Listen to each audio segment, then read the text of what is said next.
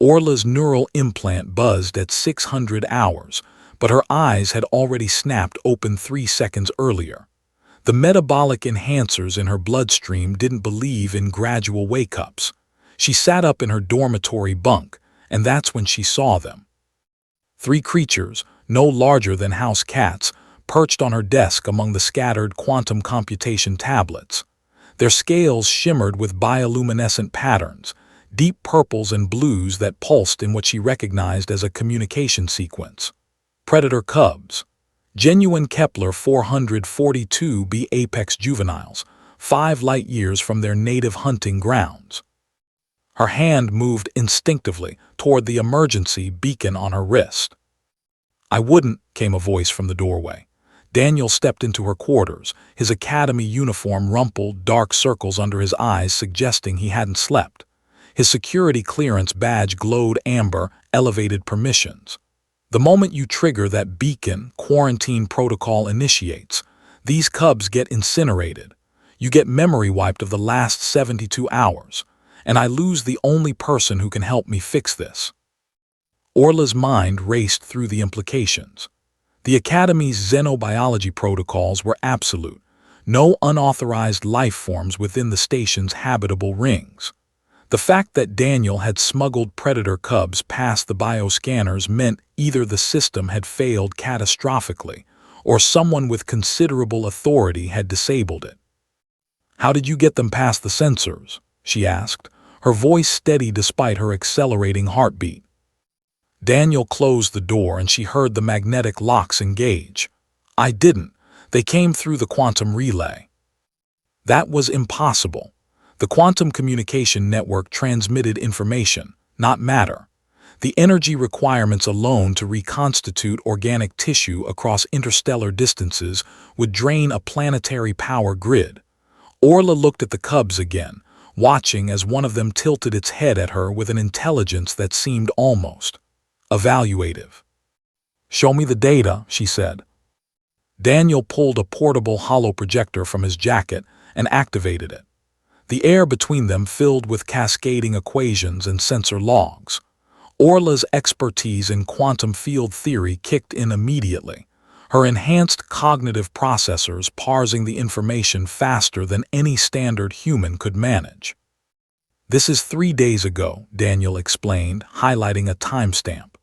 "Research Station Kepler 442b reported unusual quantum fluctuations in their relay array.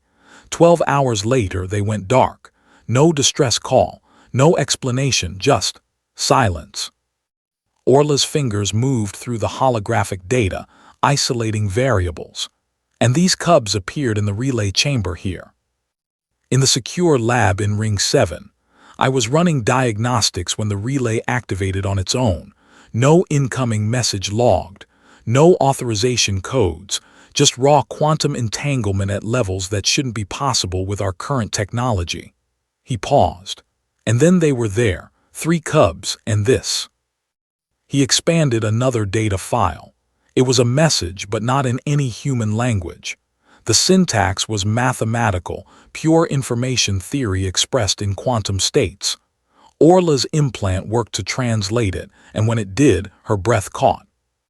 Configuration: high-value civilian asset/designation, ORLACHEN/specialty, quantum field manipulation/status, REQUESTED4 collaborative interface.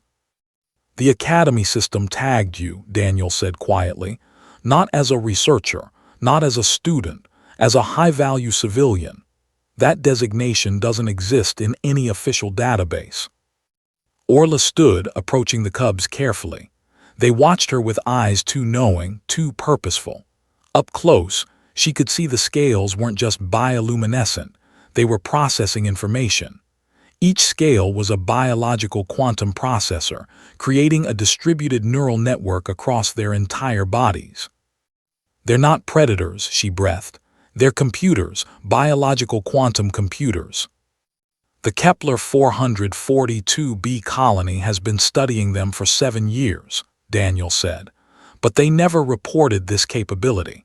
Either they didn't know, or someone classified it above even their access level."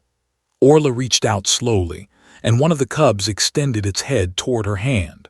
The moment her skin made contact, her neural implant erupted with data.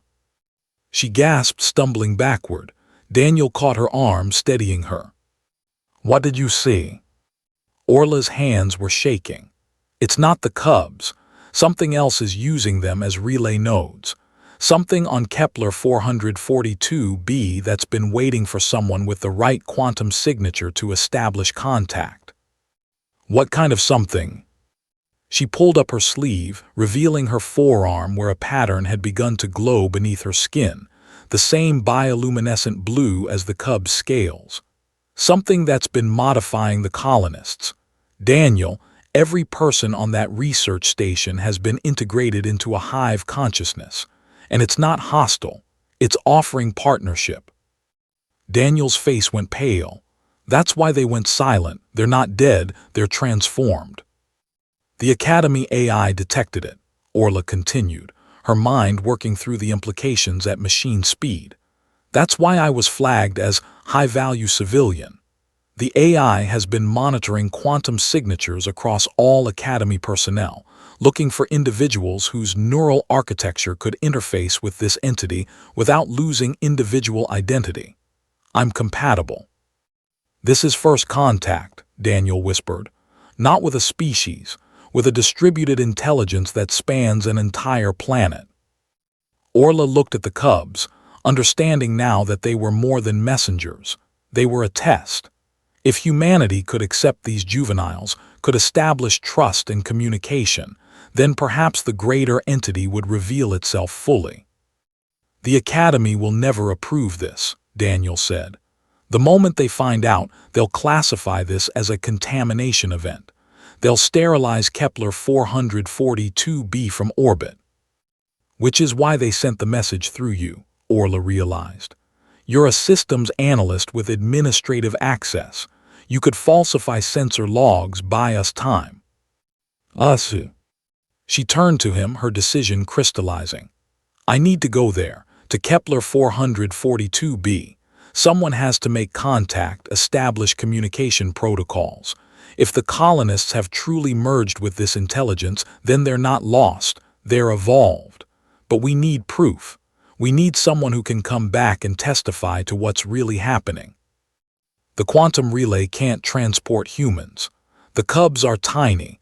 The energy requirements for your mass would be exponential," Orla finished. "But not impossible. The entity wouldn't have contacted me if it didn't have a solution." She looked at the glowing pattern on her arm, feeling the warmth of it. "This is a quantum anchor. It's already begun integrating my neural signature into the network. If I enter the relay chamber, it can use my pattern as a template for reconstitution." Daniel ran his hands through his hair, the weight of the decision evident on his face.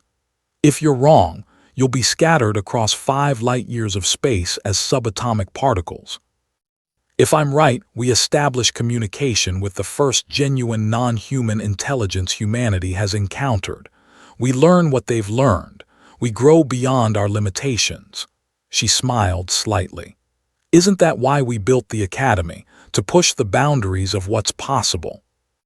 One of the cubs chirped, a sound that shouldn't have come from a predator species, but that somehow conveyed urgency. The bioluminescent patterns on all 3 cubs shifted to deep red. "They're detecting increased sensor sweeps," Daniel said, checking his handheld. "Security is doing random bioscans of the dormitory rings. We have maybe 20 minutes before they find them." Orla made her decision. "Get me to ring 7, to the relay chamber." "Orla."